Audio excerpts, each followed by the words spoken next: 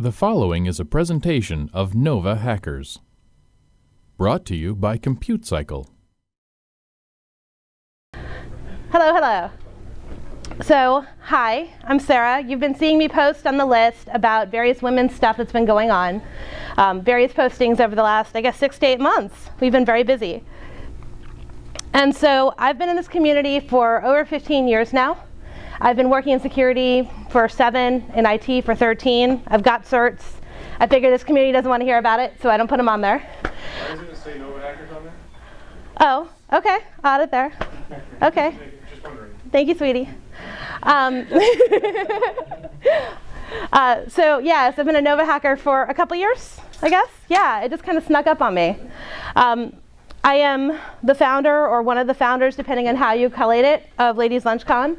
And I am the executive director of the newly forming Women's Tech Collective, which is that project that comes after you have lunch.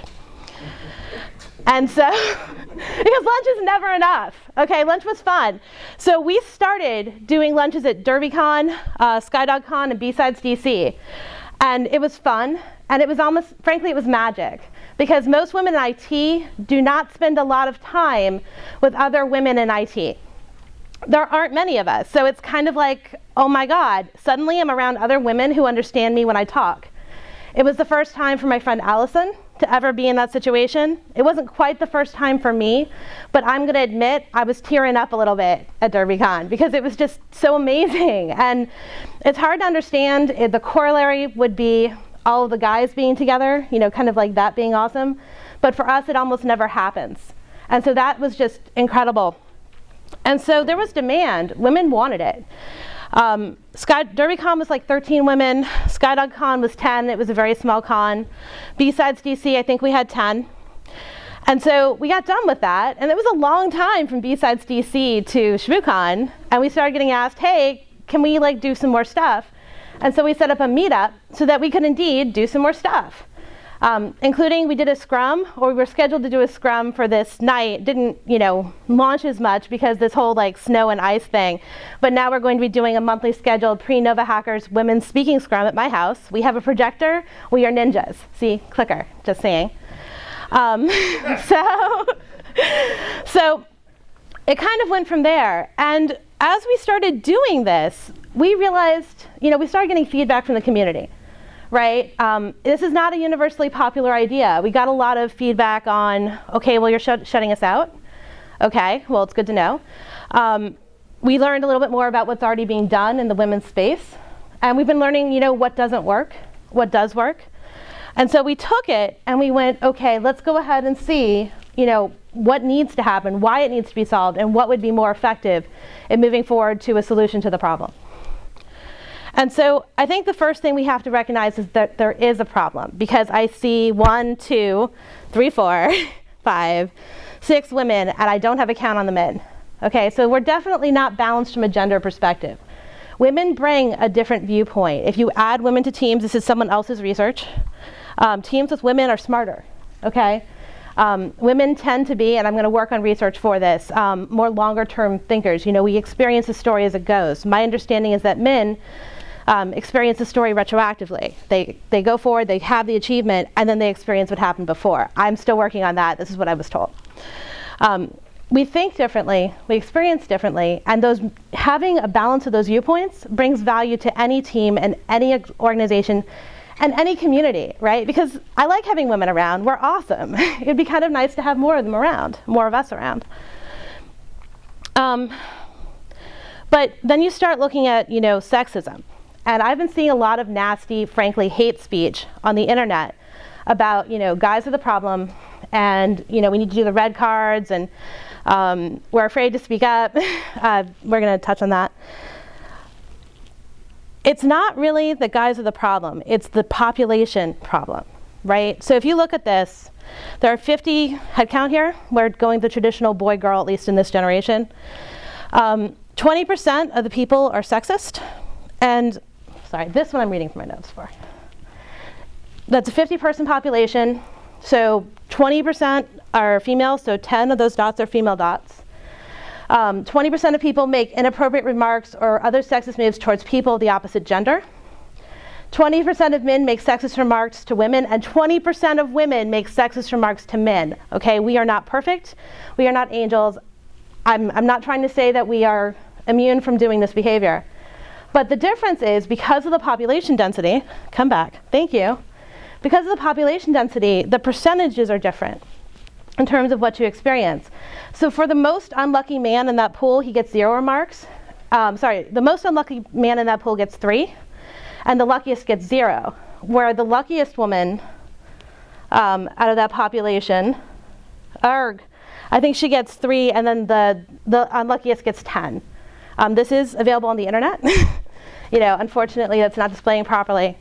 But it's not a problem related to men are more sexist or women are more sexist. It's a problem related to ratio, because when you bring us together and you've got half and half, all of that behavior stops because it's suddenly not acceptable anymore in the population. And so, that's all nice. Okay, why do we need to fix it? Okay, it's nice. We like that. Why do we really need to fix it? Well, because if we don't take a step as a community to solve this problem ourselves, we're going to start seeing, and we're already seeing, other approaches to solving the problem that are really not so great. And this is an example of the ADA Initiative's medium public version conference code of conduct.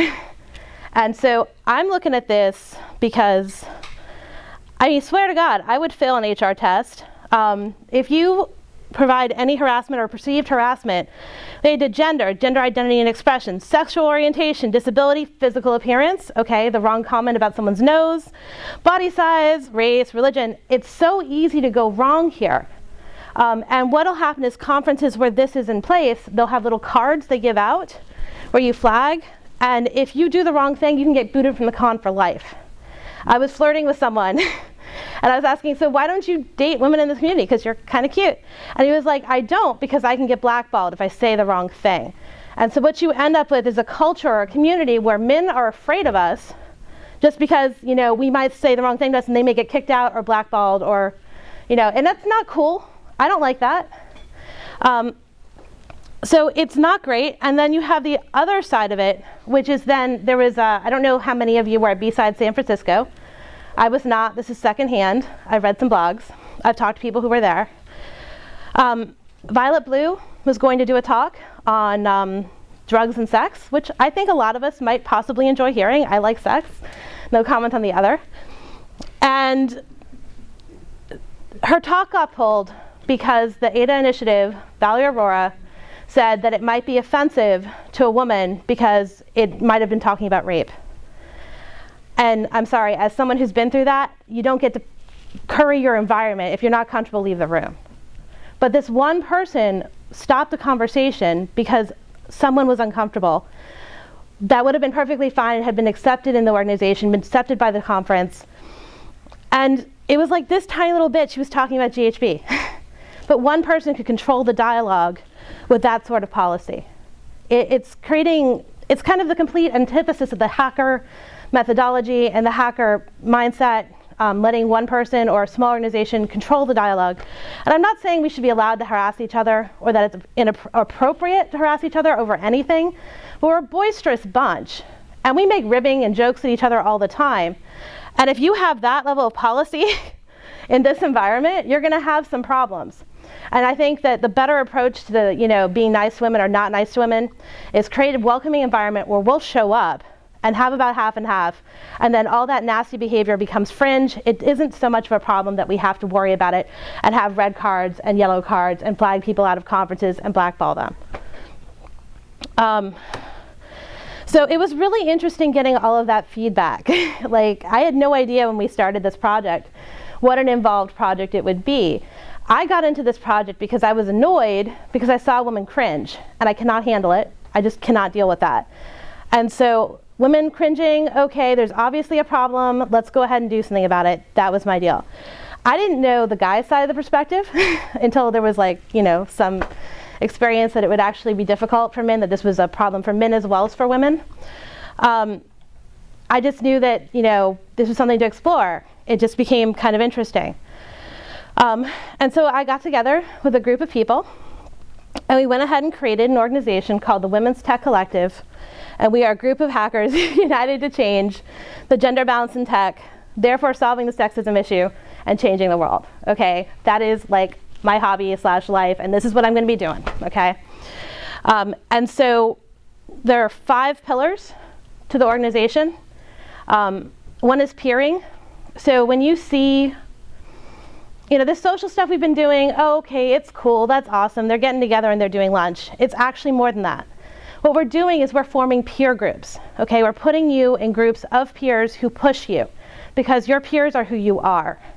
So you surround yourself with people who are better than you and you become better. And that's the purpose. It's not just, okay, we want to network. I feel like networking is, ooh, I'm going to talk to you because I want something from you. I don't like that word so much. I like to put women together and give them a space where it's not, I'm competing with you for resources. So it's her or me, this concept of horizontal hostility. I don't like to see that. And so it's basically creating a safe space for women to be friends without feeling like they need to stab each other in the back.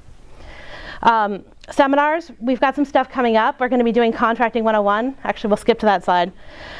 Resources, so making resources available to women, but also because of the way the problem is structured, making resources available to the community as well. Unschool, which is my favorite part of the project because I kind of totally crack out in teaching. And Do It Together, which is really projects. And so the vision, gender balance. Everyone's happy. When we get there, I'll quit my job / this project and go find a new project. Mission, peer groups and educational opportunities support women engaging in tech and staying in tech, because the problems are women don't think it's going to be fun to get into tech. Women don't know. Women don't think it's going to, women don't think it's going to be fun. Women don't think they can do it. And women don't think they're going to be working with people who they want to be around. Right? These are the 3 things that tend to keep women out of tech. In terms of women staying in tech, we do have a problem with women leaving tech because it gets a little overwhelming. Like, this is a pretty intense environment for some people. This is my home, I'm down, you're my family, but not everyone would be able to swing here. And it's weird to conceptualize this as a community because it's just like, where's the problem? And it was hard for me to conceptualize this as a member of this community when I first ran into this problem, but then I met some people who couldn't. And so it became real to me. So I just want to go ahead and assure you that it is hard for some people, some women, and this is something that's totally solvable. And it's not that our community is doing anything wrong, but they need a little bit more support. So right now, there's a gentleman named Moose. I'm not sure what name he wanted on here, so we're just going to go ahead and call him Moose.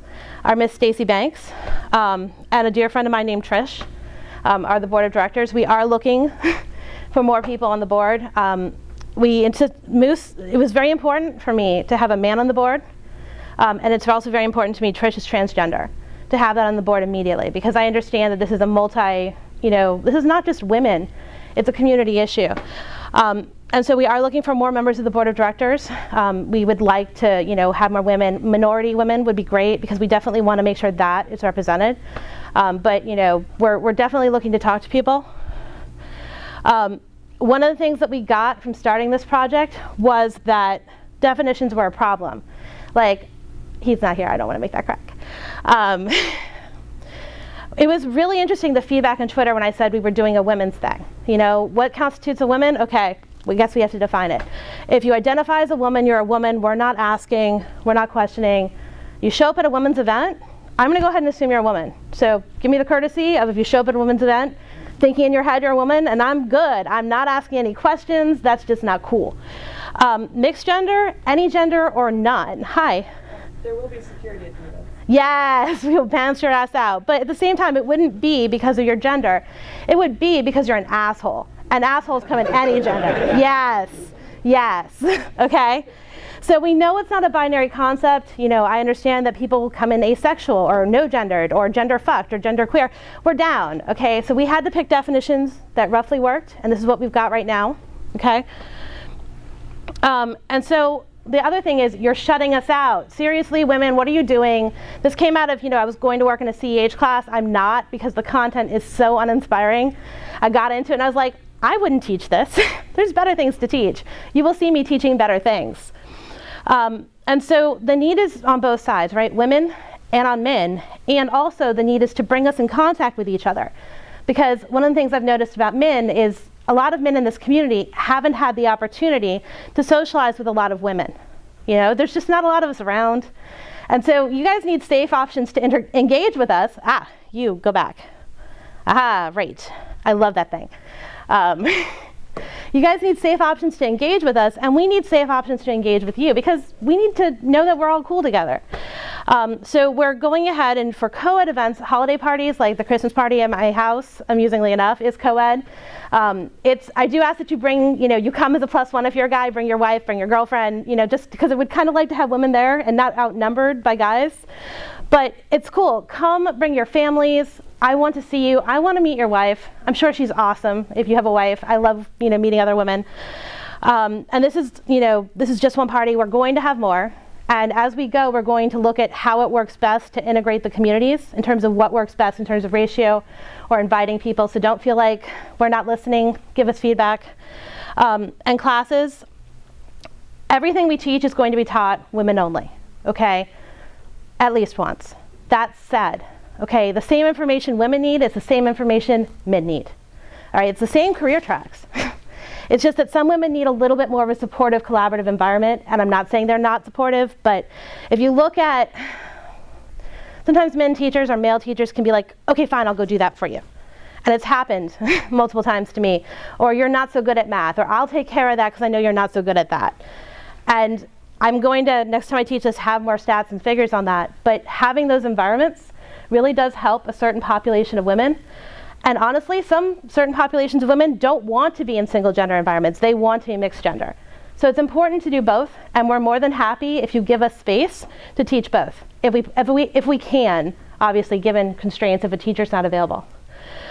Most of our socials are going to be women only because that's to create the women peer groups, but at the same time, the goal is reintegration. The goal is not to create, I'm going to go over here and be in my little walled garden. Awesome. I talked about that. And so peering, this is our first pillar. This is the stuff you've been seeing from us so far. We're going to the range because Stacey Banks is awesome. We are going to do, I think, at least one mixer at SHMU. I think we're doing a happy hour. I'm not sure how we're doing that yet. We're definitely going to do a brunch on Sunday. You're going to see this on a regular basis. I'm kind of hoping to do one at least every other week. Community service projects and school outreach. Like, I personally would love to get women going to Bite Back. I think that'd be really cool. It's an organization in DC. It's for people who don't have as many advantages. To get more women teaching tech there, I think that'd be super cool. I want to do that. But basically, getting us out there as women's peer groups, but also into mixed gender spaces so that guys have a chance to meet us too, and there's not that fear that comes with all these code of conduct policies where you're afraid to even talk to us because you might get a red card. Seminars, we need the corporate communications one. I know a lot of men need that too. It's hard to talk in corporate America without putting your foot in it. I'm good at that. Humor in tough situations. As a woman, I actually am very prone to shutting up instead of responding when someone makes a comment to me because I'm not that good at using humor to diffuse the situation or let you know that that ain't cool. So I need that class. A lot of women need that class. I think a lot of guys need that class. I'm looking forward to that class. Miss Stacy's going to teach Consulting 101. We're hoping to do a panel on Gov to Corporate. It's important. Financial literacy. We have a lot of cool stuff going on. Not everything's scheduled yet, but this is our roadmap. Resources. This is the third pillar. So we're just starting looking at this as conceptualizing it. We have to roll it out in stages. But we're starting to, look for opportunities in that area. If you have something in your head that would be a good contributing thing to that, talk to us. We would definitely like to work with it, or you. And school. I kind of hate college.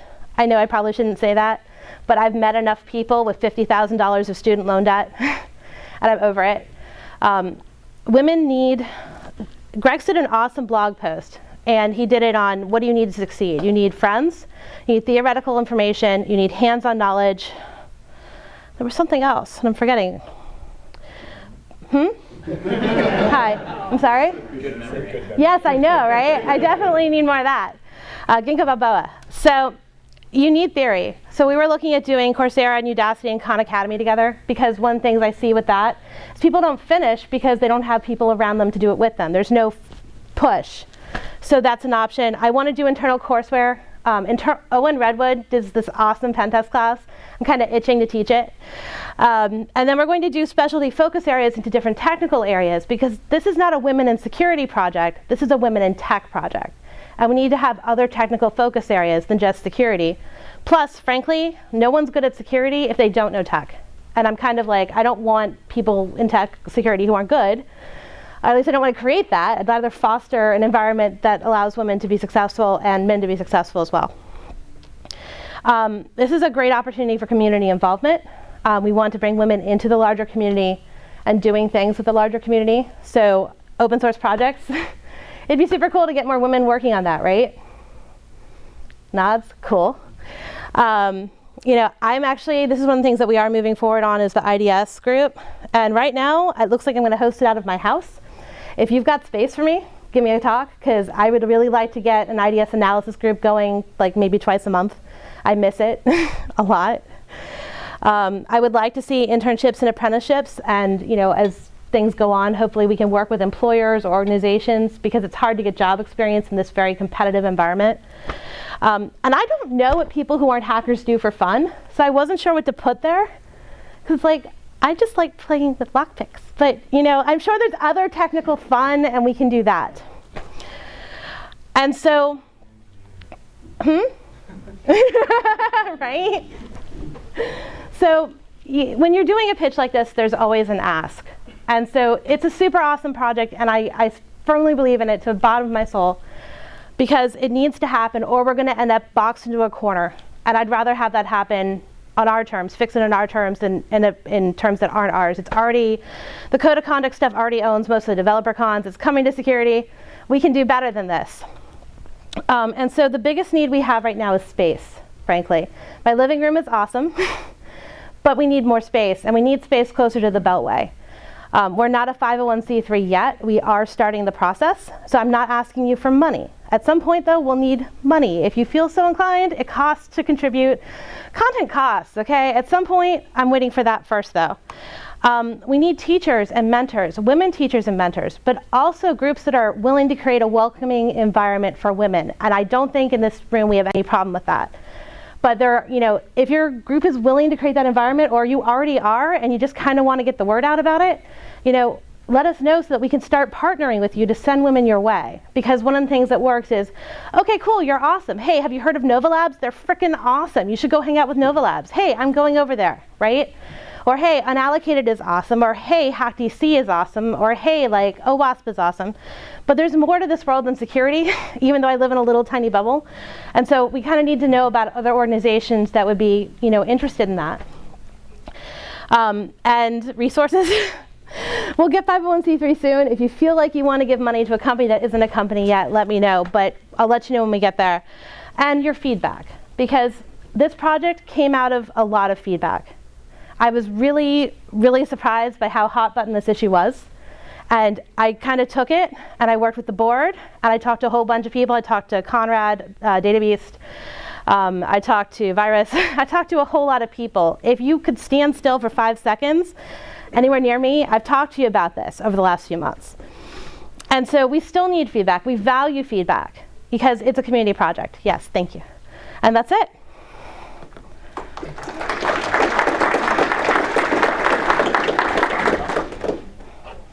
This has been a presentation of NoVA Hackers, brought to you by ComputeCycle, a Cranial Thunder production.